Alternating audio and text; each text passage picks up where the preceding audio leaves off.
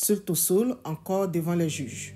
Ce mardi 18 février 2025, le vice-président de GPS, Kone Kamaraté Suleiman, dit Seul au sol, a comparu pour la énième fois devant les juges. L'histoire est une répétition, nous dit-on. Il y a exactement 33 ans, soit le 18 février 1992, la démocratie connaissait un coup d'arrêt en Côte d'Ivoire. Ce jour-là, Laurent Gbagbo, Simone Gbagbo, René Déhi Segui et 100 autres militants de gauche sont jetés en prison parce qu'ils ont osé marcher pour protester contre la descente musclée des militaires sur la cité universitaire de Yopougon, devenue aujourd'hui cité de la BAE. Cette descente militaire a occasionné la mort d'étudiants et le viol d'étudiantes.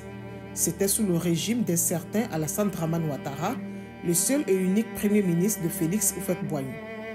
Devenu président de la République, l'histoire se répète. Pour avoir refusé de rejoindre le RHDP, Guillaume Soro est contraint à l'exil, ses militants incarcérés ou menacés.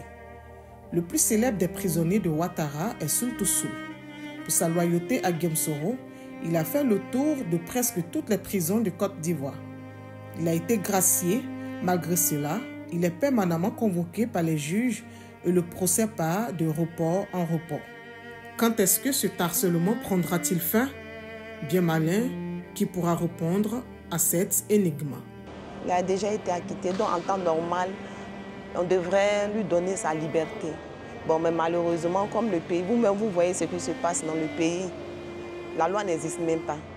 Donc, la seule chose que nous pouvons faire, c'est de prier le Seigneur.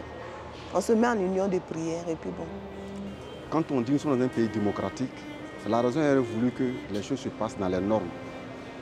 Mais force est de constater que nous voyons des choses et qu'on est souvent étonné même du coup que ceux même qui sont censés appliquer la loi, c'est ceux-là même qui tordent le coup de la loi.